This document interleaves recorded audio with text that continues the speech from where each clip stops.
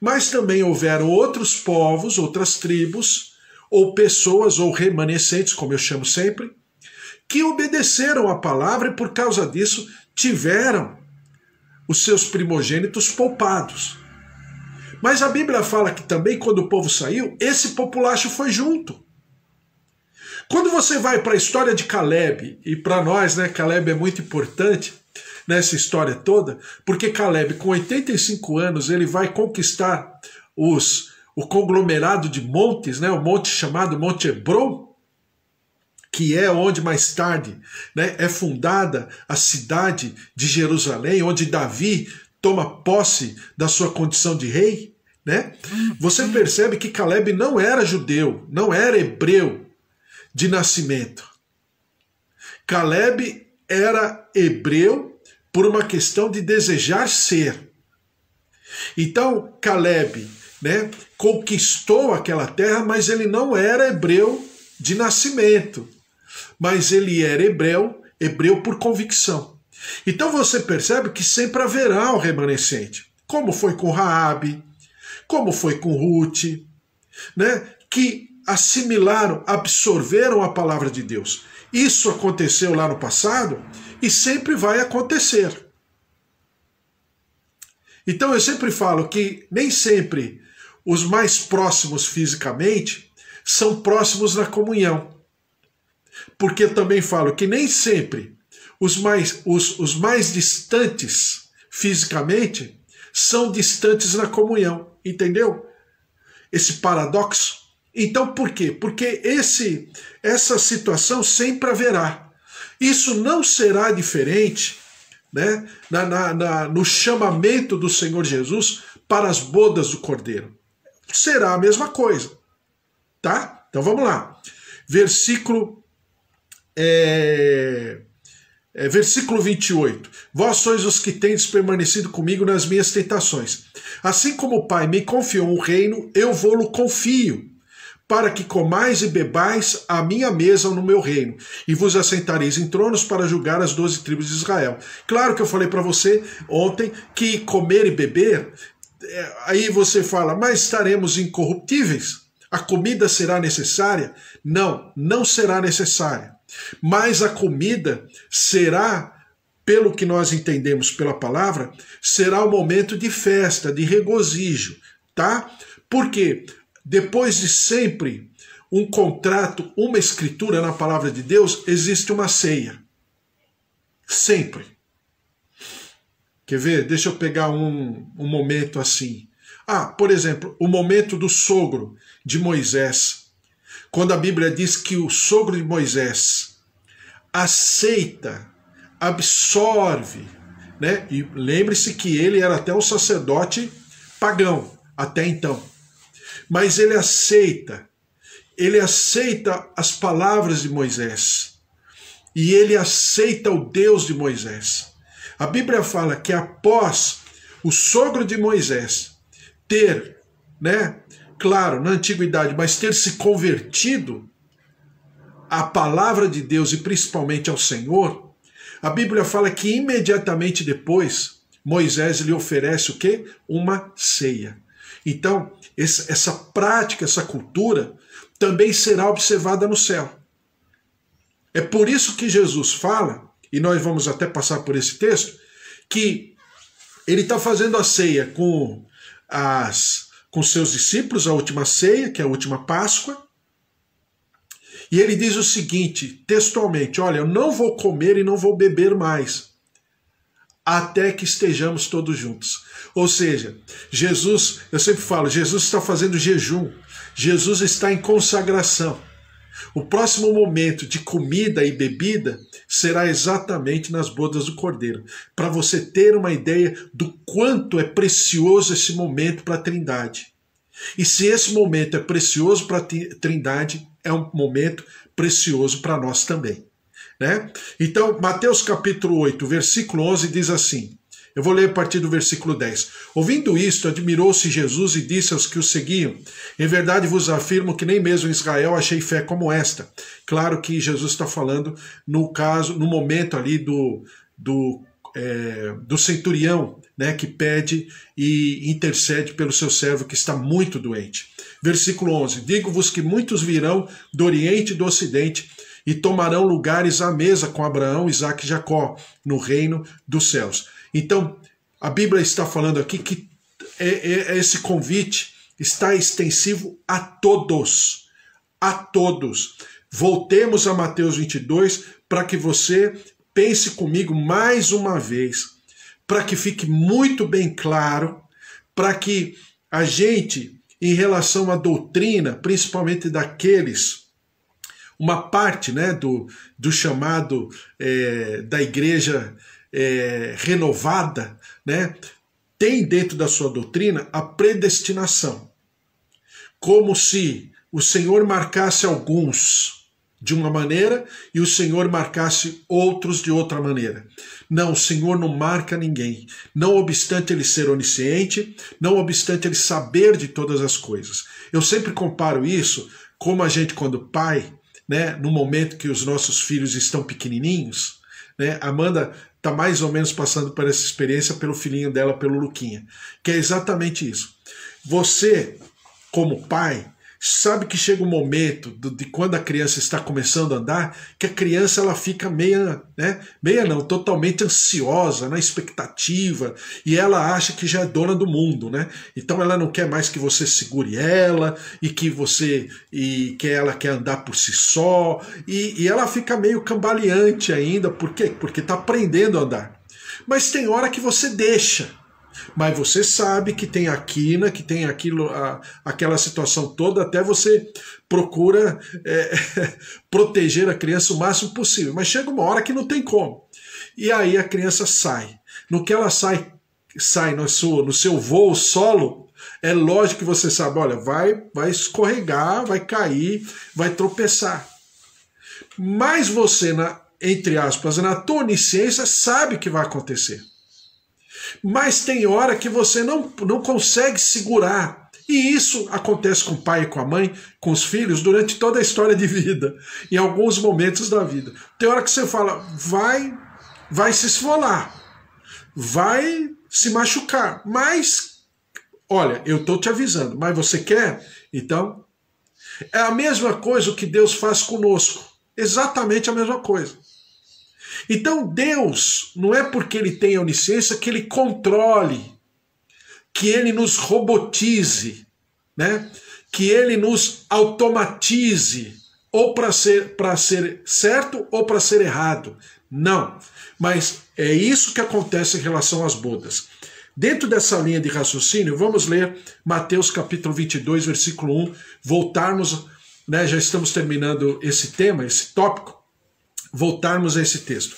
Mateus 22, versículo 1 diz assim: de novo entrou Jesus a falar por parábolas, dizendo-lhes: o reino dos céus é semelhante a um rei que celebrou as bodas do seu filho. Então, versículo 3, presta atenção: então enviou os seus servos a chamar os convidados para as bodas, mas estes não quiseram vir. Enviou ainda outros servos com esta ordem: dizei aos convidados: eis que já preparei o meu banquete, os meus bois, os meus cevados já foram abatidos e tudo está pronto. Vinde para as bodas. Eles, porém, não se importaram, segundo grupo. E se foram um para o seu campo, outro para o seu negócio. E os outros, agarrando os servos, os maltrataram e mataram. O rei ficou irado, e enviando as suas tropas, exterminou aqueles assassinos e lhes incendiou a cidade. Então disse aos seus servos: está pronta a festa, mas os convidados não eram dignos. E depois para as encruzilhadas dos caminhos e convidai para as bodas a quantos encontrardes. E saindo aqueles servos pelas estradas, reuniram todos os que encontraram, maus e bons, e a sala do banquete ficou repleta de convidados. Eu quero agora pensar exatamente sobre isso com você, aproveitando que nós estamos falando de escatologia, né? Aproveitando que estamos revisitando as doutrinas, os rudimentos, né? Os fundamentos da palavra em Jesus Cristo, as doutrinas de Jesus Cristo. Então, Jesus está falando à nação de Israel principalmente. que haviam sido convidados através dos patriarcas, mas eles não quiseram. Mas Jesus também está falando do outro grupo, que também foi convidado, e alguns não quiseram. Tinha muitas coisas para fazer, né? Tinha outras atividades muito mais importantes do que ir nessa festa. E alguns desses ainda maltrataram e mataram seus mensageiros. A palavra do Senhor fala que o resultado disso foi destruição, foi morte. Mas porque o Senhor da festa quis matar? Não. Mas pelo próprio resultado da negativa, de não quererem ir à festa, não desejarem encaminharem ou se encaminharem para a festa. Mas a palavra do Senhor fala que houve um grupo que foi. Mas desses grupos havia alguns, dentre esses grupos, algumas pessoas que não estavam, né, vamos dizer, com a sua indumentária correta. Não estavam com as suas vestimentas corretas. Então isso significa que, em outras palavras, não é o dono da festa que está obstruindo alguém para não entrar, mas é essa pessoa que foi convidada para entrar, ou que não quer entrar, ou em segundo lugar, porque não está dignamente vestida para essa festa. É a questão que eu já falei para vocês outras vezes de etiqueta, né? Você não vai num casamento, você não vai numa festa, vamos dizer, de gala, de bermuda, de chinelo, de camiseta de manga. Por quê? Camisa de manga. Por quê? Porque não é o momento. A celebração, essa festa, vai exigir de mim uma postura, tá? Então, que fique bem claro, na Bíblia, nós não encontramos ambiente, pelo menos na mente bíblica, ambiente para dizermos que Deus falou para esse que vai e Deus falou para esse que não vai. O dono da festa não bloqueia ninguém, não obstrui ninguém. Não obstante, alguns não quererem ir, mas por decisão pessoal. E outros por estarem até na festa, mas não estarem de maneira digna. E nós, como servos de Deus, precisamos pensar, claro, estamos falando sobre escatologia, mas precisamos pensar sobre todas as coisas, tá? A convocação, ela exige de mim uma postura, exige de mim uma etiqueta, exige de mim uma responsabilidade em relação a esse convite que eu recepcionei no meu coração. Versículo 11 diz assim: entrando, porém, o rei para ver... Desculpa, passou um caminhão barulhento. Entrando, porém, o rei para ver os que estavam à mesa, notou ali um homem que não trazia veste nupcial e perguntou-lhe: amigo, como entraste aqui sem veste nupcial? E ele emudeceu. Então ordenou o rei aos serventes: amarrai-o de pés e mãos e lançai-o para fora nas trevas. Ali haverá choro e ranger de dentes, porque muitos são chamados, mas poucos os escolhidos. Então essa proporção da maior quantidade dos serem chamados com a menor quantidade do que são escolhidos, não é porque Deus escolheu menos e chamou mais, ou vice-versa, né? Não é porque Deus chamou mais, mas escolheu menos. Não pertenceu ao crivo de Deus essa seleção. Mas esse crivo é pessoal. Esse instrumento de aferição, de peneirar, vem da nossa parte, não da parte de Deus, tá? Que fique muito bem claro. Nós somos daqueles que cremos que Deus deu exatamente todas as condições. Em Romanos capítulo 1, fala que ainda que não se pregue o evangelho para essa pessoa é indesculpável pela própria natureza. A Bíblia fala de criação. Pela criação, porque a criação ela revela. Como Einstein um dia escreveu em um dos seus livros: não tem como eu pensar no universo e não entender que existe uma mente por detrás. um ser que exista, que está por detrás de todo o universo, não tem como. Então é exatamente a mesma condição de redenção. Não obstante os nossos limites, o conhecimento humano, né, de acordo com a sua cultura, de acordo com a sua geração, de acordo com o seu conhecimento, não existe essa possibilidade.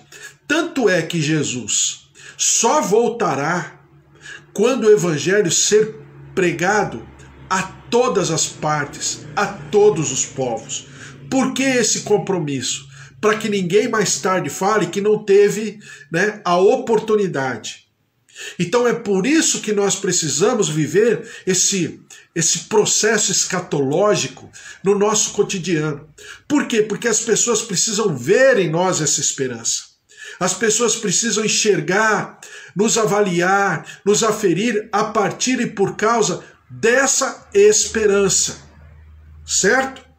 Apocalipse 19, versículo 9 diz assim: Então me falou o anjo, escreve, bem-aventurados aqueles que são chamados à ceia das bodas do Cordeiro. E acrescentou, são estas as verdadeiras palavras de Deus. Todos nós que cremos, todos os seres humanos da face da terra, todas as gerações da humanidade foram um dia convidados para essa festa. Agora, o livre-arbítrio de escolher se queremos ou não, aí é com cada um. Apocalipse 20, versículo 3 diz assim, versículo 4, vi também tronos, e estes sentaram-se aqueles aos quais foi dada a autoridade de julgar. Vi ainda as almas dos decapitados por causa do testemunho de Jesus, bem como por causa da palavra de Deus, tantos quantos não adoraram a besta, nem tampouco a sua imagem, e não receberam a marca na fronte e na mão, e viveram e reinaram com Cristo durante 1000 anos. Porque é a festa, é as bodas do Cordeiro. E o escritor ao Apocalipse, o apóstolo João, fala que esses também foram convidados para a ceia. Então, enquanto estiver acontecendo a ceia, haverão os remanescentes que serão chamados, convocados para a ceia. Que, claro, sempre pensando nisso, Jesus está falando do grupo do povo de Israel, daqueles que o Senhor prometeu uma aliança eterna desde os patriarcas, desde Abraão, e agora o Senhor Jesus está cumprindo com essa tarefa de convidá-los também. Mesmo eles não crendo no primeiro momento, mesmo eles não quererem aceitar a Jesus como rei no primeiro momento, mas Jesus vai até eles, tá? O presidente Sarney, o ex-presidente Sarney, ele falava há décadas atrás, e eu lembro disso porque ele falava sempre, que existe a liturgia do cargo. Né? Em um dos seus livros, dos seus contos, ele escreve a respeito disso, do que significa a liturgia do cargo. Eu sempre insisto que nós todos, dependendo do ambiente onde nós estamos, e isso não é hipocrisia. Hipocrisia é uma coisa, né? Mas liturgia do cargo é outra coisa. Por exemplo, você como pai, você como mãe, você como marido, existem coisas que são inerentes à sua função de pai, ou de marido, ou de esposa, ou de mãe. Para alguns de nós aqui, como professores, para outros de nós, como pastores, como servos de Deus, como sacerdotes. Por quê? Porque faz parte da nossa responsabilidade. Isso não é hipocrisia, mas é um posicionamento de acordo com aquilo que o ambiente pede. Outros chamam isso de etiqueta, né? Uma das mulheres que eu admiro, né? Ela é octogenária, né? O sobrenome dela é Pascolato, é Constança Pascolato. Ela sempre, eu admiro quando ela escreve as suas colunas e tal, porque ela fala sobre etiqueta. E ela mostra que não é a condição financeira, não é a condição social, não é a condição cultural, mas as pessoas, elas se sentem melhores quando elas vivem de acordo com o ambiente que elas estão.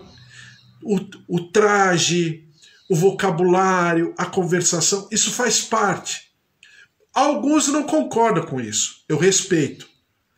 Mas eu falo que, olhando isso com a lente de Deus agora, sobre as condições da palavra de Deus que ela oferece e que também ela exige, existe essa liturgia. Veja só o que fala Filipenses capítulo 1, versículo 27. Somente deveis portar-vos dignamente conforme o evangelho de Cristo. Então nós devemos nos comportar dignamente conforme o evangelho de Cristo. Então, em outras palavras, o evangelho de Cristo exige uma liturgia do cargo. O evangelho de Cristo exige uma etiqueta. Não é hipocrisia, né? Não é religiosidade, não é farisaísmo. Isso é uma outra história.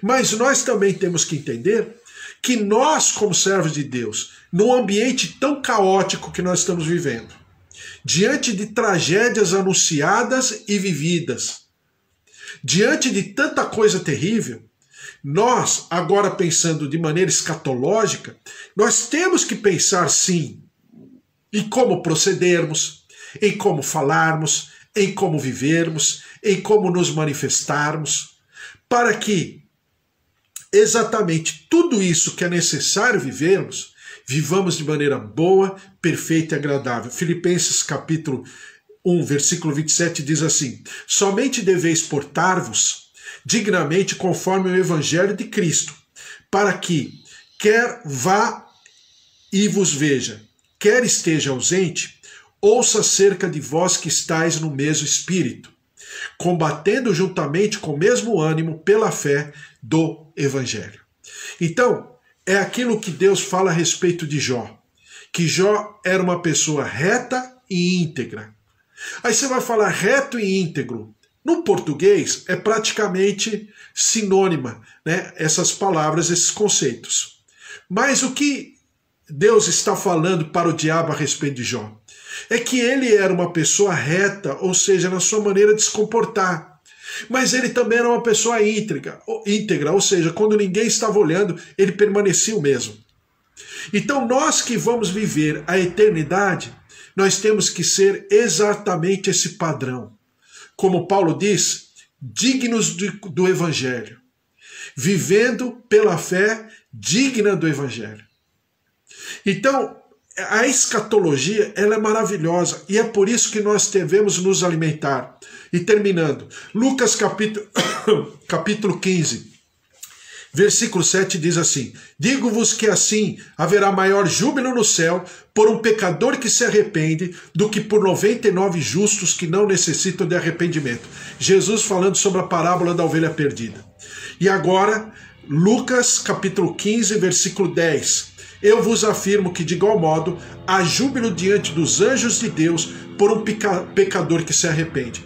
Então, o que Jesus coloca as bodas, a festa, nesse sentido escatológico? Jesus aqui está falando sobre a dracma perdida e está falando sobre a ovelha perdida. E quando você vai entrar no texto, e quando você observa a cultura, você vai perceber que foi mais caro a festa pelo encontro da ovelha perdida, e foi mais cara a festa, a celebração, pelo encontro da dracma perdida, mais cara a festa do que a própria dracma perdida. Você vai falar, mas puxa, que estranho, né? Se você for olhar texto a texto, né, de maneira exegética, você vai perceber que tem alguma coisa errada. Como que a festa é mais cara do que a própria dracma, né? Como que a festa é mais cara do que a própria ovelha perdida à época? Porque é exatamente o valor da festa. É por isso que eu sempre falo para você que a festa do Cordeiro é o ápice de toda a comunhão da Trindade com o seu povo, com a sua propriedade eterna, com aquele reino de sacerdotes, né? Como diz Hebreus, com o reino dos primogênitos. Por quê? Porque nós festejaremos para toda a eternidade.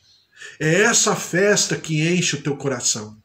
É essa festa que enche o meu coração. É essa celebração maravilhosa. Apocalipse capítulo, tô terminando. Apocalipse capítulo 12, versículo 12. Por isso, festejai aos céus, e vós, os que neles habitais, ai da terra e do mar, falando aquilo que eu falei para você, falando enquanto estará havendo a festa das festas, aqui embaixo, o diabo vai estar solto. E vai estar operacionalizando, entre aspas, como Paulo diz, a sua eficácia. Diz aqui, por isso festejai aos céus, e vós os que neles habitais, ai da terra e do mar, pois o diabo desceu até vós, cheio de grande cólera, sabendo que pouco tempo lhe resta. Apocalipse capítulo 5, versículo 9. E entoava um novo cântico, dizendo, digno és de tomar o livro e de abrir os selos, porque foste morto, e com teu sangue compraste para Deus os que procedem de toda tribo, língua, povo e nação. É a festa da constatação de que ele foi digno de tomar o livro e abrir os selos em nome de Jesus. Mateus capítulo 26, versículo 26, é a festa profeticamente vivida por Jesus e os seus discípulos na última ceia, na última Páscoa. Mateus 26, versículo 29. E digo-vos que, desta hora em diante, não beberei deste fruto da videira, até aquele dia em que o hei de beber novo convosco no reino do meu Pai. Entendeu? É essa festa que Jesus está se preparando e preparando todo o ambiente, toda a tenda de celebração para essa festa maravilhosa em nome de Jesus. Puxa vida, só podemos agradecer.